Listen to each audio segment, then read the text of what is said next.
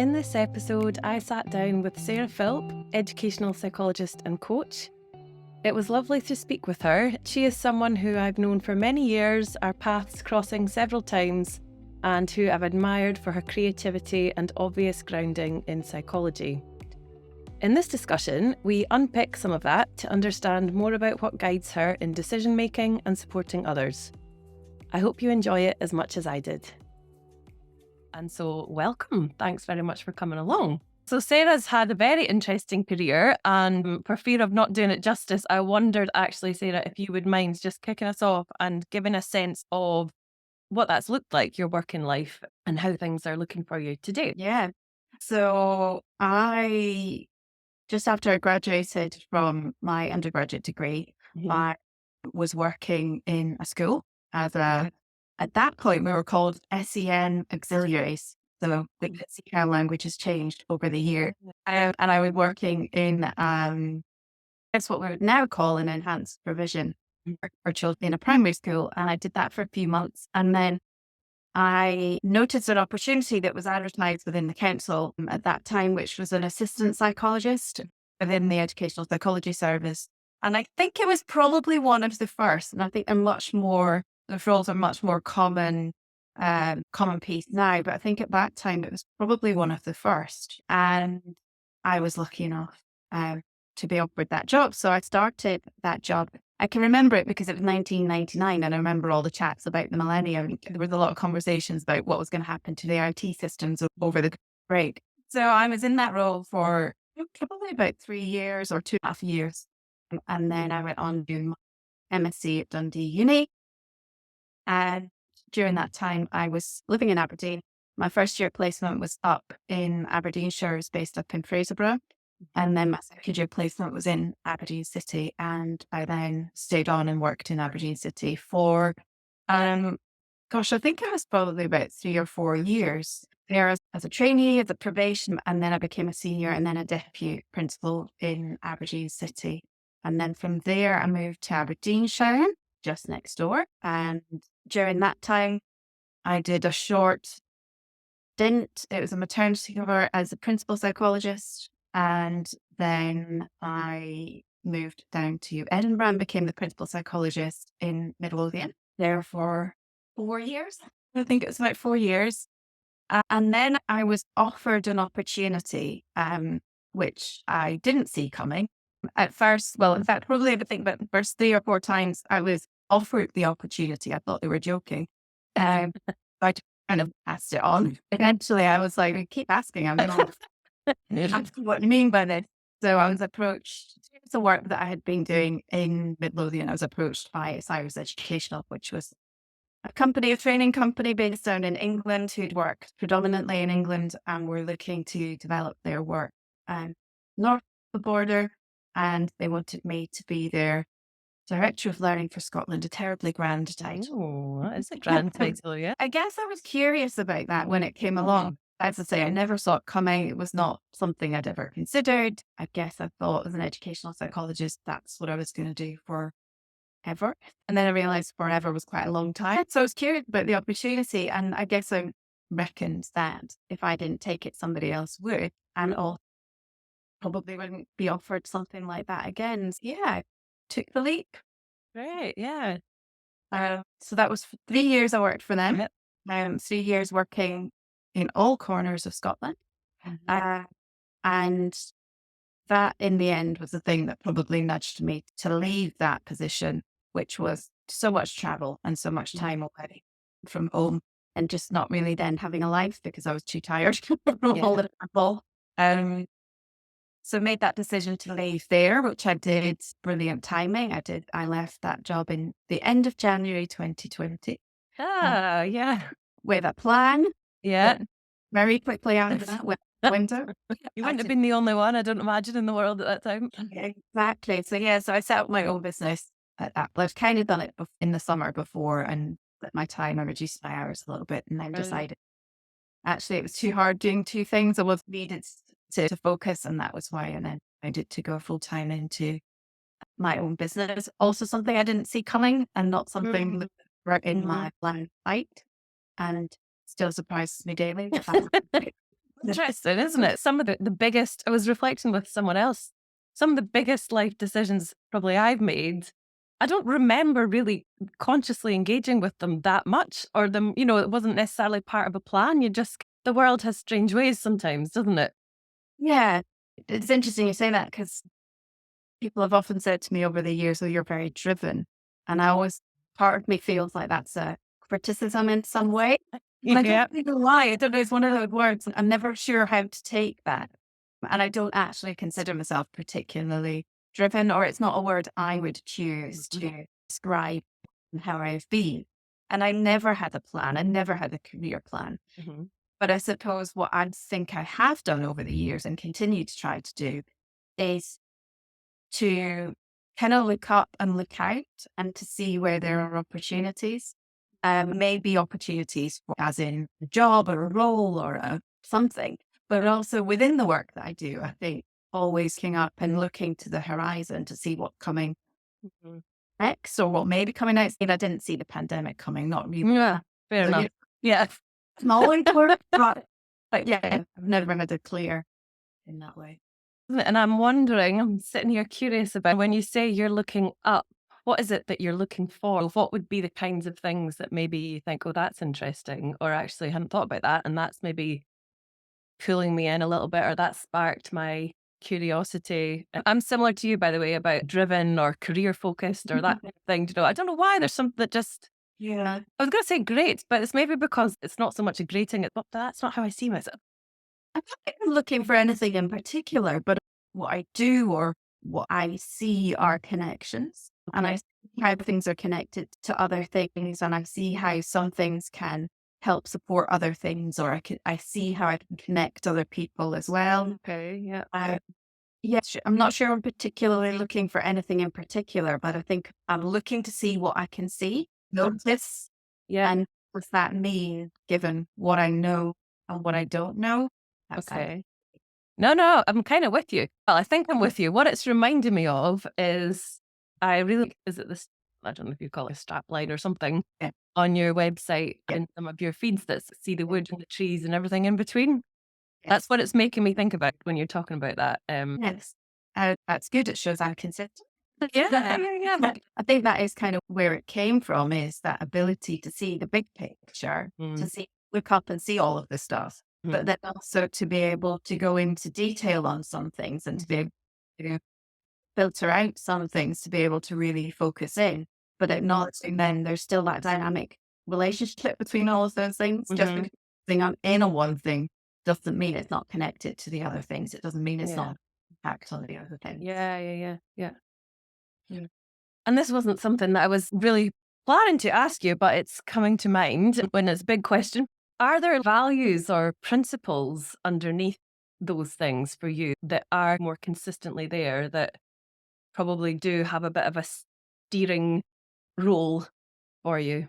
Yeah, for sure. And I suppose they come on they're like different layers, maybe. I was going to say Yeah. levels, but they're not levels because I think that implies a hierarchy, but I think they're Yeah. layers Okay. way. So my own personal values, my core values are growth, service, and integrity. Mhm. And so that always drives what Yeah. I do and where I am. And actually reflected on this recently with somebody else somewhere else. And so when I think about the moves I've made in terms of shifting jobs or shifting services and things, it's usually been about those values. It's been about not necessarily a lack of alignment with those values. It's about being able to live those values more. Then again, what also underpins everything I do is psychology, and the kind of psychology that underpins my practice and always has. And not just in a theoretical way, but in a practice way as well. Like how Yeah. do you put that out in the way that you work with others? No matter the context, those things are always pretty consistent. And then I think there's probably just the bits around who, and I touched on it a little bit, but who are you as a person, and what, like, knowing yourself as a person, I think Mhm. is part of being a human. In the work we do as psychologists and the work educational psychologists do as part of all the systems that they're a part of, I think Yeah. we can get focused on what do we need to know, but actually, first and foremost, you've got to know yourself. Okay, fascinating topics are popping into my head that I want to ask you some things about. I'm trying to scribble them down quickly before I forget. I guess the first thing that comes to mind that is very impressive is how quickly and how clearly you were able to name your values. And it feels like one of those like fundamental things to, oh yeah, my values are this, I know my values, and this is what steers me and helps me with decisions. But it's not something, I don't think, that routinely we typically do, like humans typically do. And I'm curious about the process that you have gone through to get to that point, or if there's anything you'd like to say about, yes, what's helped you get to that place or the value you've found in it or anything around that. I don't think I can go back to it. Oh, there was that moment when I did No. that work and realized what they Yeah. were. There's lots out there on like how Yeah. to identify your values, and there's very quick and easy ways of doing it, and there's much more in-depth ways of doing it as well. And actually exploring our values and exploring our life story or our leadership story is often a piece of work that I do with people I work with or with groups like with now.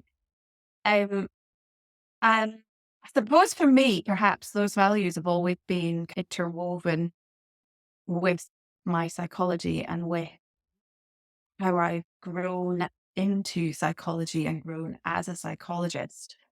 And it's probably only more in the last, I don't know, 10 years or so that I've got really clear on being able to articulate what they are. I think Okay. I've probably always had a sense of what they are. And what I often say to people is sometimes the easiest way to begin to identify what your values is or are is to think about times when it feels like things are just not right, things are not sitting well, something doesn't feel right, either in a work setting or in a kind of relationship with someone or a group of people when things just don't feel quite right. Often it's because there's a mismatch or a misalignment between values.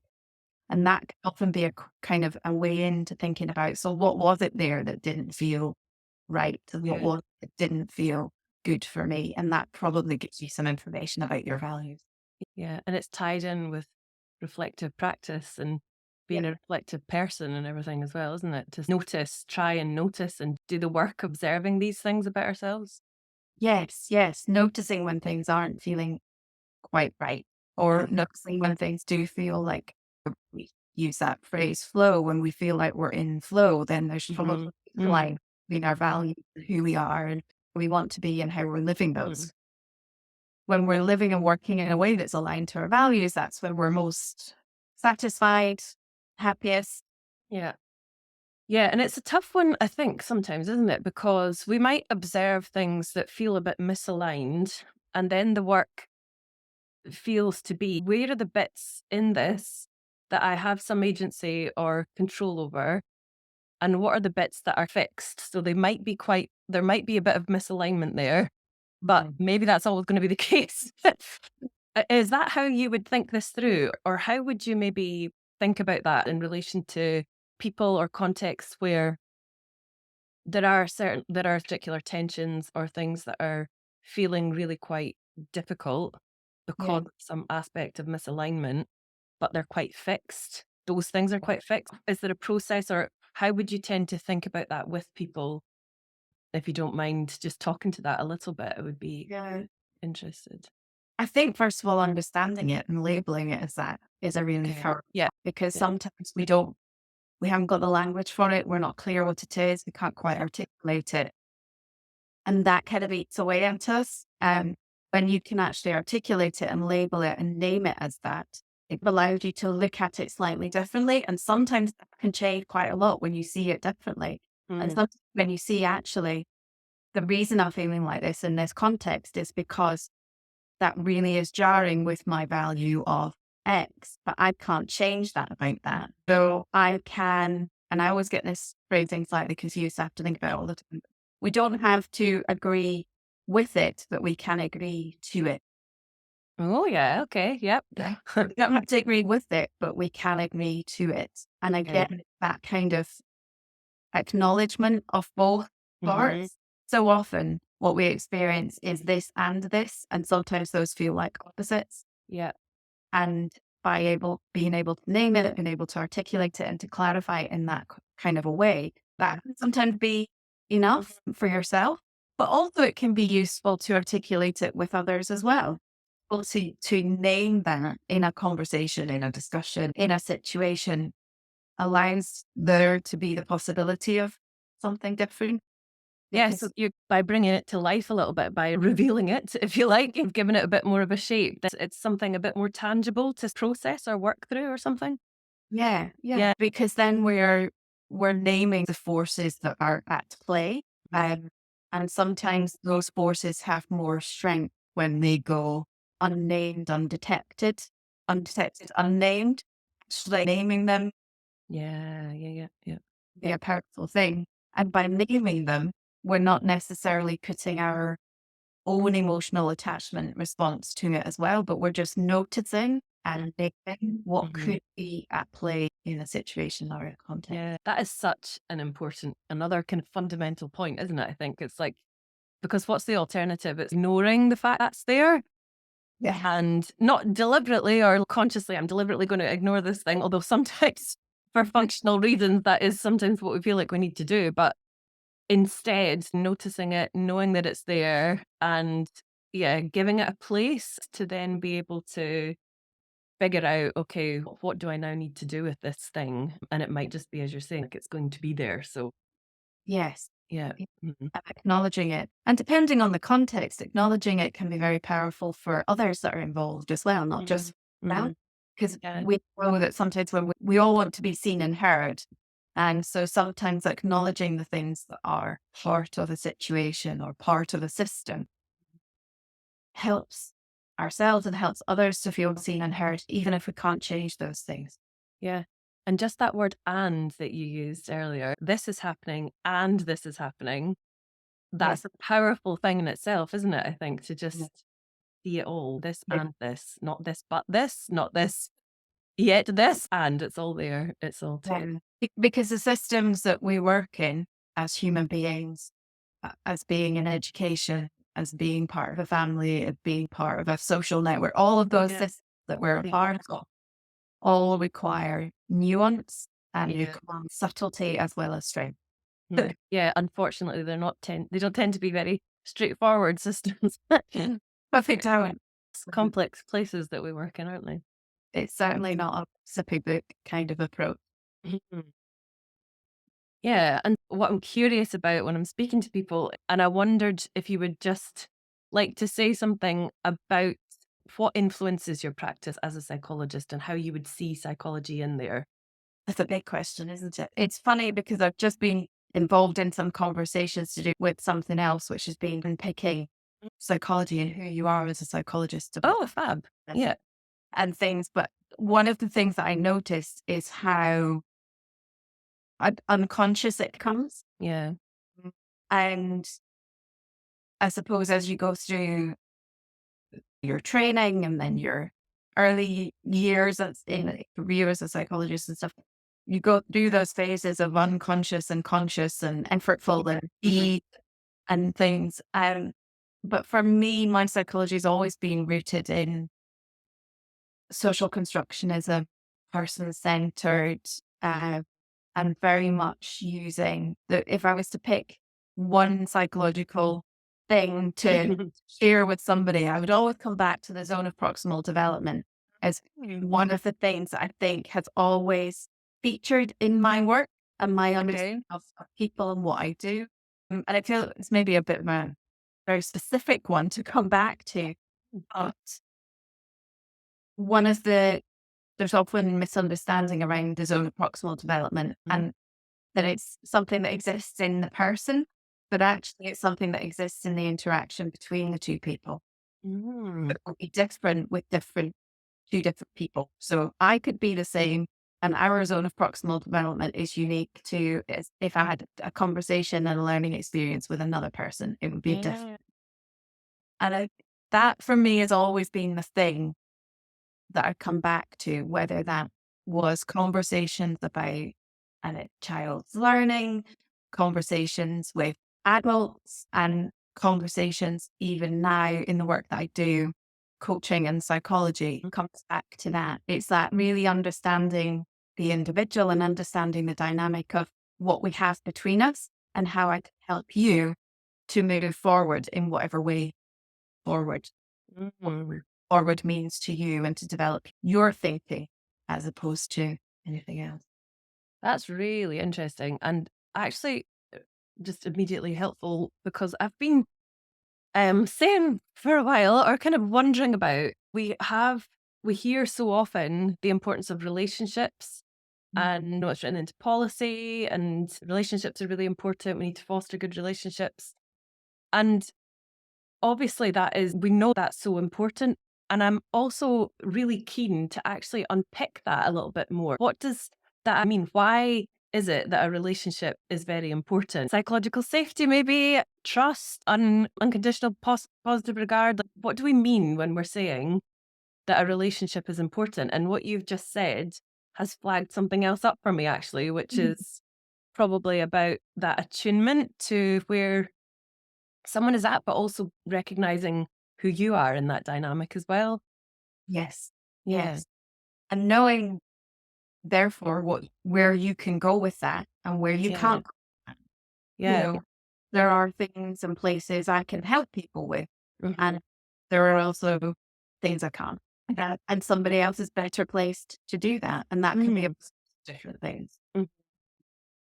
But if I think about all the lines at work and learning that I've gone down over the years, all of it really comes back to that zone of proximal. My work has always been rooted in the conversation and the dialogue, that interaction. And that's always been the way in which I've used my psychology. It's always through that conversation, but also through the listening within that conversation. And I've always said the greatest tool a psychologist has is probably the questions they ask. But I also don't want that to be misleading. What are the good questions to answer? Because there aren't a list of men either. Back to knowing yourself and being in that zone of proximal development and really listening and tuning in, which sounds a bit of a woolly concept, but just really paying attention to what's going on and then asking the question. When you were saying there that as part of the conversation, you're aware of the things that you can support with and things that you can't, and I guess the psychology that you're thinking about, would you name that explicitly ever? Yeah, and I think it's probably individually sensing that in the space. It depends a little bit on who I was working with and the context in which we'd agreed to work together. Yeah. So I will often say to people, particularly if it's a coaching relationship that I'm in with them, I will say my coaching varies from very non-directional, I'm here to stick with you to ask questions. Also, I will engage in a more dialogic approach to coach, which is I have knowledge and information that may help you. No, it's important that I can share that with you if that feels relevant and useful and if you want that. So that's how I describe somewhere between the two. And sometimes that can be within one session, and sometimes it can be one session is very non-directional and another conversation might be more dialogic. Yeah. You're reminding me again of another conversation I had related, and I'd be interested in your opinion on it, but it was around educational psychologists having a leadership role, and not like an official management kind of leadership role, but a role in leading people, and how that's not always necessarily what we would think of ourselves as, or written into our job remits or anything like that. Sometimes it is, but sometimes it is the skill set, or they are the kind of things that an EP would bring. The way that we were talking about it when was actually in a previous podcast was around, sometimes the people that we're working with are feeling quite stuck. It's a tricky situation. And at times there is a place for someone to say, okay, step into that role and say, this is how I'm seeing things. These are the processes or the next steps I think that might help lead the conversation in a certain direction. What do people think? And not feeling like we need to sit back. I know you've done a lot of work around educational leadership as well, like with the Ed Psych role. Yeah. Yeah. I think everyone and anyone can lead any interaction, really. I think how we define leading is where ourselves up. So what is leadership? Is it leading a team? Yes. And it's being part of a conversation that needs to move forward to support a young person. And in that context as well. I think we often get confused or we have questions around what does leadership mean in terms of kind of influence and power, because that's well, but influence isn't necessarily a negative thing. I think our minds immediately go to, oh, influencing people, that's not a good thing. But actually, influence can be a process to move something forward in a very gentle, non-directional way, rather than just influencing somebody to a particular decision or outcome. So, and I think the role that educational psychologists hold within the education system as a whole is one of leadership, whether like it or not. And I get the impression it's maybe something we could explore a bit further in relation to how we would see that. And maybe it's the language. Like you say, we would want to influence change and affect change, contribute to change, those kinds of words. If people were to generate a list of words that they associate with leadership skills, pretty sure that there are heavy overlap with the list of words we would generate to describe educational psychology. And is there a resistance to it? Why is there a resistance to it? Is it because it gets connected with a particular position as a noun rather than a verb? And what is it we are leading? Because leading often implies you're leading something tangible in some way. In, for example, a conversation or in a situation, you can utilize leadership skills to move forward and to improve things.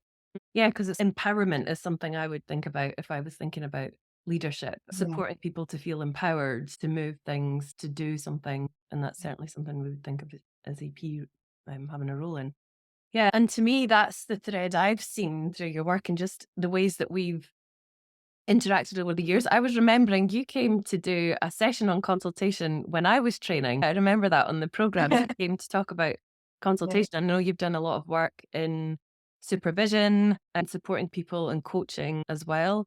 And I suppose thinking about it from a supervision angle, although it'll all overlap, I'm sure, are there particular supervision practices that you have either experienced yourself as being really helpful or through work that you've done, people have said that's a really effective way to do that? I know we've touched on areas that are relevant to that already, but I wondered if there was anything you'd like to say about that. I think for me, my supervision practice as a supervisor has very much been an extension of my consultation practice. And I don't follow a particular model. Again, it very much comes back to that idea of the zone of proximal development. Yeah.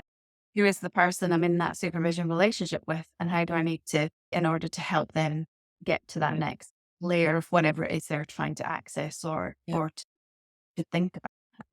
And I do remember somebody said once, I can't remember where or how this came about now, but there was somebody, was an educational psychologist that I had supervised in the context of a service, and she was reflecting that I had always helped her, but I had never told her anything. And I think for me, that's kind of stuck with me. It was words like that. It's stuck with me because I think that have always been a lot of what I've tried to do is to be useful and to help people move forward, but not to just tell them. But equally, if there's something I know that's going to be helpful, I'm not going to take you around the houses to see if you can find it. I'll give you that. But it's really about, for me as a supervisor of educational psychologists, it was about helping the educational psychologists to become, it's going to sound really, want to change the words in my head, like the best version of themselves as an educational psychologist. It wasn't about trying to make people more like me or more like anybody else or more like a something. It was actually, we've all got unique skills.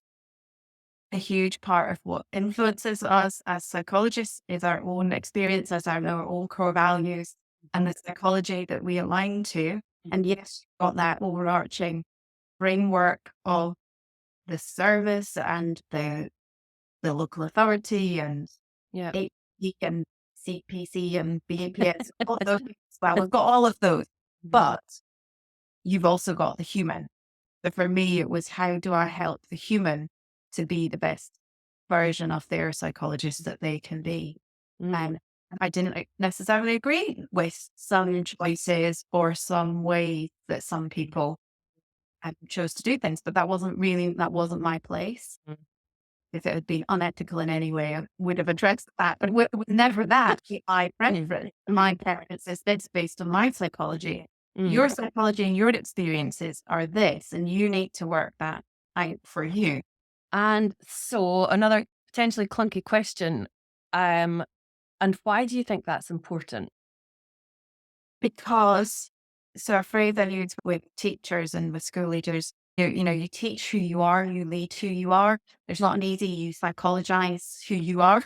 And if you don't know what that is, and you don't know who that is, it's really hard to do the job because it doesn't go in straight lines. So all the stuff we've said, it isn't a recipe book. So if you're doing what you have learned to do and it sits apart from you in some way, when it gets difficult, when it gets tricky, or when there isn't an obvious answer and the thing you tried doesn't work and things have got stickier, or it's just really complex, you've got to come back to something else. And that something else has to be who you are and how you can be in that situation and all of those other things as well.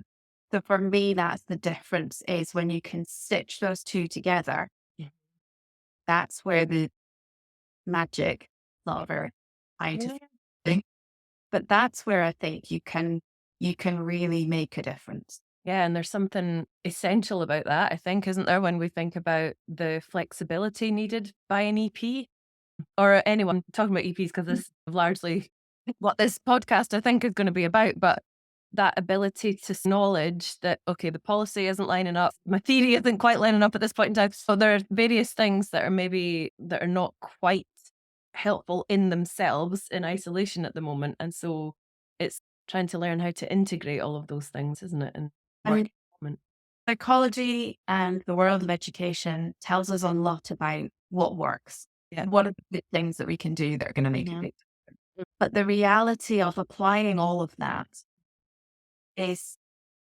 not straightforward. And I think that's where, as psychologists, we can make a really significant contribution, because we can help to navigate that. You can't just take something off the shelf and put it into practice, because you've got people. Yeah, they're complex. Yeah. So I think being able to integrate those two things and being able to navigate that, you have to know yourself to be able to do that as well, I think. Yeah, yeah. And it is reminding me of our earlier conversation about, I don't know, the link about not ignoring it if it gets hard. I do think sometimes that is actually, maybe we do need to step away from something, and that's not ignoring it, that's deliberately coming out of something.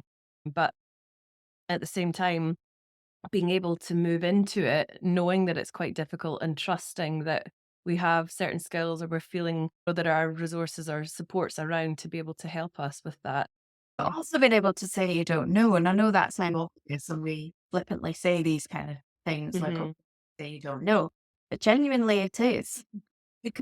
And sometimes that's the most important thing you can do. Yeah.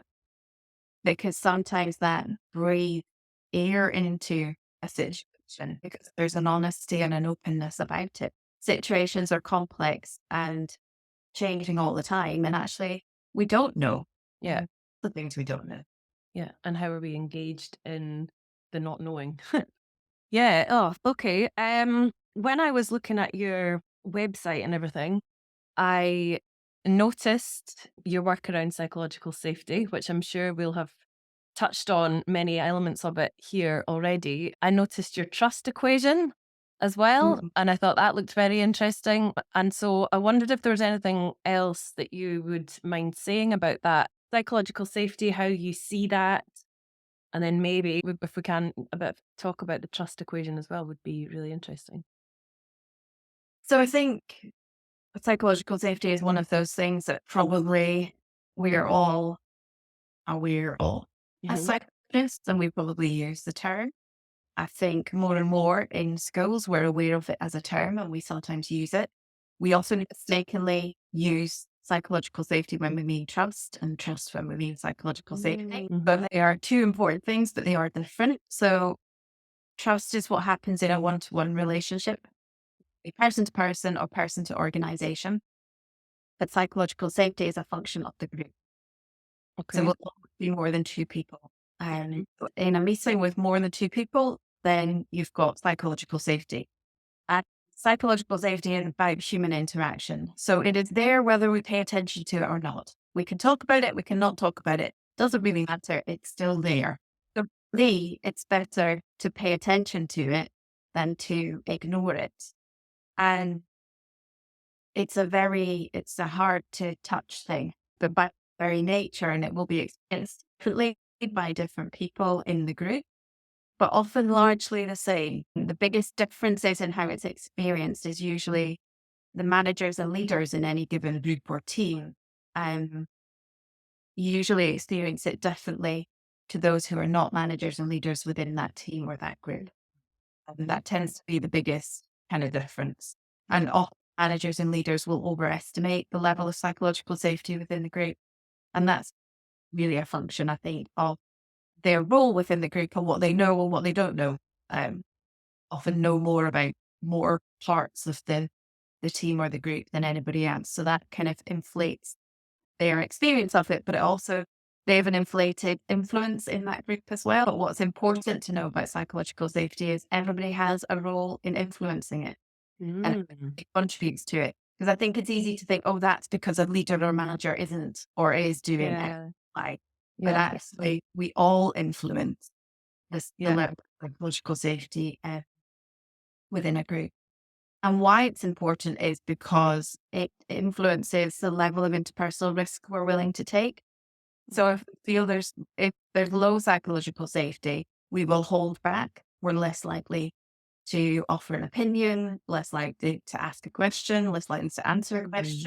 And it gets in the way, low psychological safety gets in the way of us collaborating, learning well. So being able to pick up things that aren't working well and do something about it quickly. We'll hit on that for longer if we've got low psychological safety.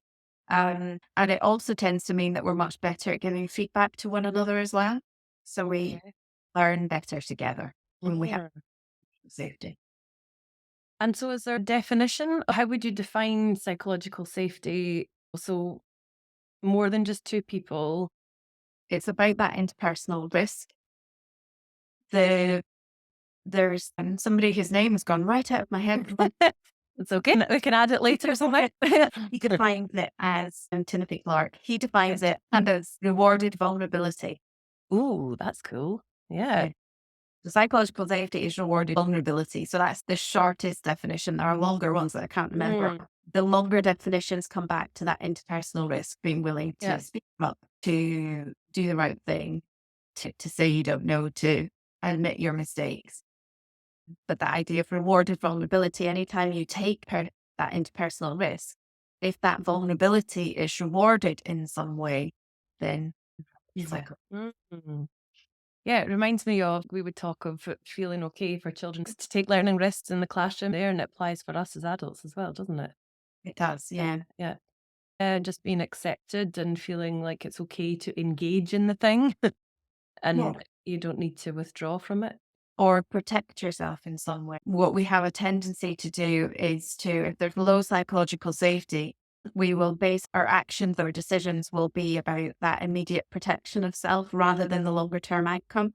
So it might be that to say we don't think something is going to work because of X and Y, actually we think interpersonal risk on this account, longer term, I know saying that is going to make a difference to this project or this piece of work. But right now, I feel if I say that, I will be challenged or I will be labeled as the negative one or whatever the thing might be. We're always in that position of making judgments of is it safe to take the risk or not. And so if it's not safe to take the risk, we will say nothing rather than say the thing. And that has that kind of longer term consequences. Yeah. Yeah, it's like a healthy organization, an open, healthy one versus the one that feels a bit more constrained and closed or something. Yeah. And it was not first striking. I could trace it back to, you mentioned unconditional positive regard. You can trace it back to that. You can trace it back to hierarchy of needs. So you can trace psychological safety back through psychology, but probably the person who's most well-known work on it is Professor Amy Edmondson, the Fearless Organization, and she discovered it in her PhD work in medicine. She was looking at why some teams make more mistakes than others.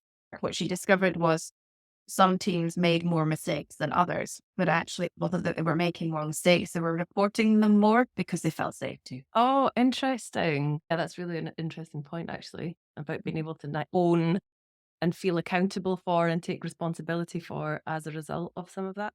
Yeah. Oh, fascinating. Thinking about your journey, which has been a really interesting one, and you mentioned as well that you've maybe got a better or a clearer sense of who you are now than maybe you were in the past. And I'm thinking about people who are at the start of their career and wondered if you would have any advice or tips or thoughts around things that you think would be helpful for people to do. So you've mentioned already getting to know yourself, and I'm now thinking, understanding your values as well. Is there anything else that you'd like to add to that, or anything else that's come to mind? It's just an elaboration of those two things. Yeah. But an exercise that I quite often do with people, I either call it your life map or your leadership map or your ecology map. You could call it, it doesn't matter what you call it. It's really that sort of plotting out your experiences and the decisions you've made, the decisions that were made for you, the highs, the lows, the people that influenced you. And it can just be on a timeline, or it can be a squiggly line, or it can be however you really want to do it. I think what is quite useful is reflecting on everything to date, because Okay. we Yeah. tend to do that. We don't tend to look at, how did I get here from when I was 7? Yeah. Yeah. I can look back to something that, or two things that happened at school that actually have influenced me to where I am today. Oh. Mm-hmm. I can look at it in that that entirety. And I think it's helpful just to have all of that to help you to get to know yourself and to help you get to know your values. And that exercise in itself can be a way to then look at that and go, okay, what does it tell me about my values? What does it tell me about what's important to me? What does it tell me about the conditions in which I thrive the most? What does it tell me about the kind of psychologist I want to be, for example? Yeah, it's that know your why. You can't quite often hear that not necessarily related to educational psychologists, but what's your why? And it is actually quite a helpful thing as well to just think about, why is it that I want to be doing this job? Why is it that I'm interested in supporting the psychology in education systems for children and Yes. Yeah. to just reflect on that can be quite Yeah. useful as well, I think, can't it? And those are not just questions for the interviews. The interview for the course, the job. I think these are questions for all time. They can be a hook, but they can also be a springboard for other things as well. For those times where you think, what the heck am I doing? Yeah.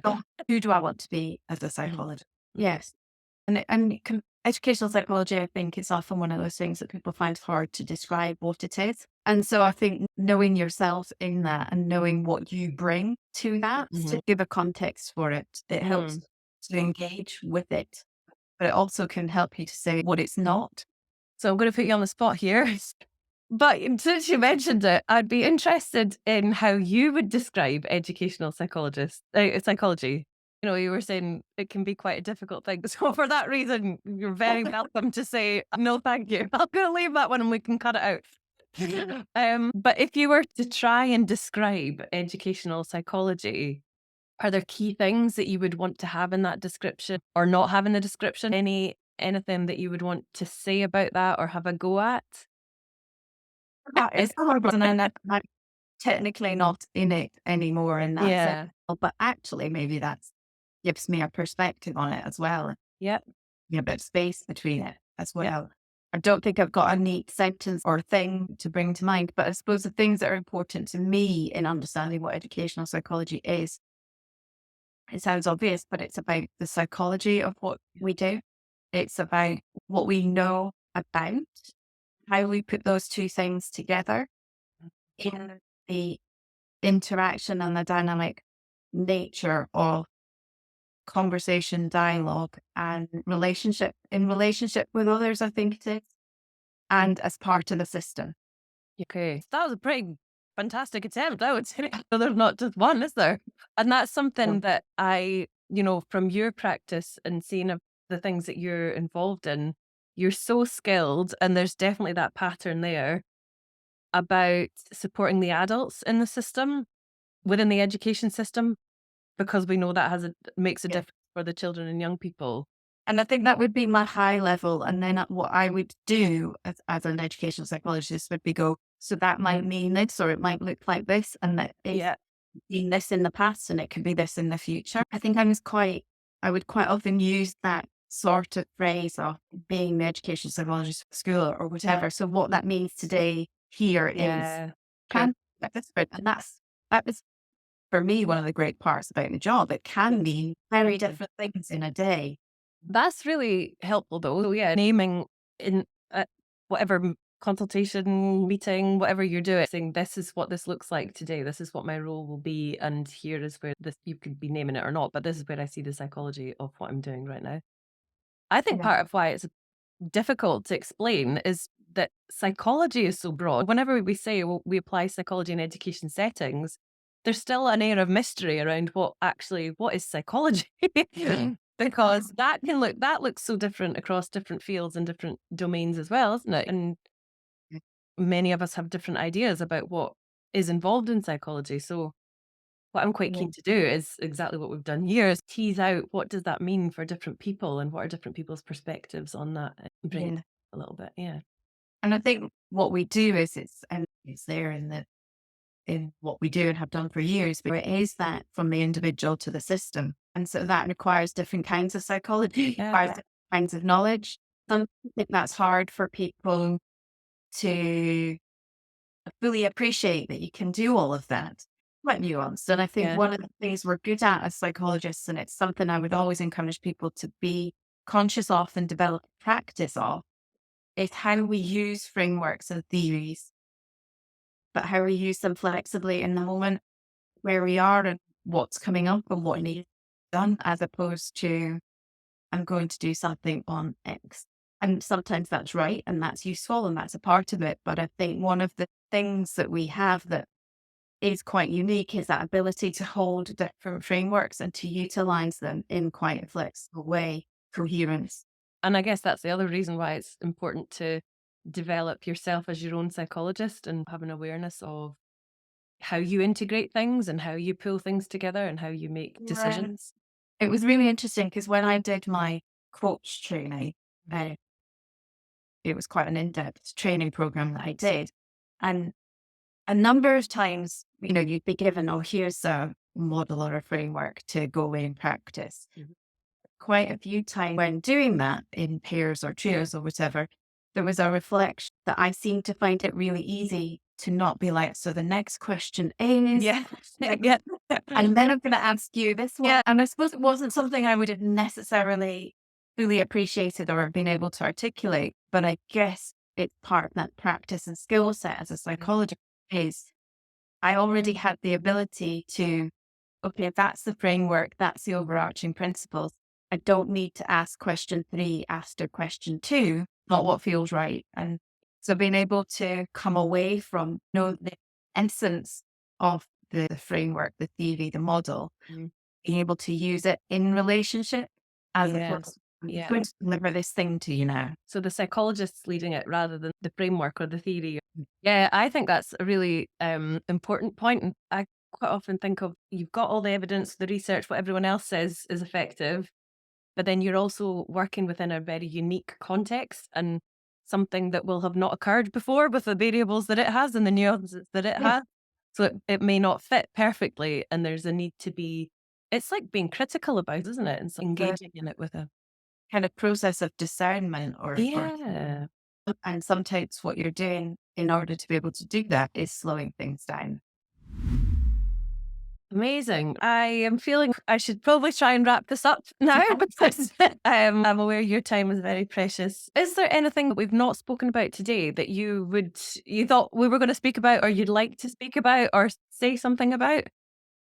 I think so. I think we've I think we've had a pretty good, curious conversation around a few different areas. And the only thing that I would add, I only am only adding it because I add it to everything I do and say. Yeah, please do.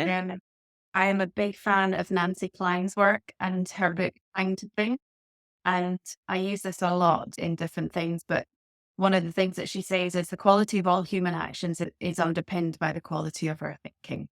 And I guess for me, that's woven and has been woven throughout my work over the years. More and more in the busyness of the world that we live in and the pace of things and AI and all the stuff that we have around, I come back to that. I come back to that often. Again, it comes back to the in relationship with somebody else, and it comes back to that. Sort of personal development, really. Yeah, that's fantastic. And it's not something we see, is it? Also, when it might look like EPs aren't doing something or they're not engaged in the thing, doesn't mean to say that it's not happening. Thinking is one of those things, I think, isn't it? Yeah. And again, we could keep going because we're just, it's like so many things you can spiral back round again, but back to knowing yourself. Mm-hmm. Know yourself really well, and you know that's what you're doing, and you know that by not doing, you are intentionally doing something, then you will sit with that and you will wait until you feel, know, think, do something. But if you don't know yourself enough to know all of that and catch it in the moment, you find yourself going, "Oh, I better say something. I'm not, I better say something. I better do something. People are expecting me to." So what's on your head is about the other people, but actually, if it comes from the inside out. And different people think in different ways, don't they? Some people think outwardly and some people think inwardly. So when I'm saying you can't always see it, sometimes you can. You can tell someone's thinking something through as they're talking. I sometimes as you can maybe tell. And then for other people, it doesn't look like that. But the important bit is that it is actually an engagement in a process of trying to work something through and pulling in different ideas and it's deliberate thinking. Yeah. Formulating, if you like to use some competencies language, some sort of process. Yes. Okay. Sarah, thank you so much for your time today. I really, really appreciate it. I know you're very busy. So yeah, I would encourage people to go in and have a wee look at your website. It's very impressive. There's lots of different links to different things and some really nice little quotes in there. I noticed one, brilliant people have brilliant inner critics, which I didn't get to ask you about. Maybe need to ask you about that at the time. And all your work on the inner mentor, I think, is really great stuff too. Many thanks to you, Sarah, and I hope those who are listening enjoy.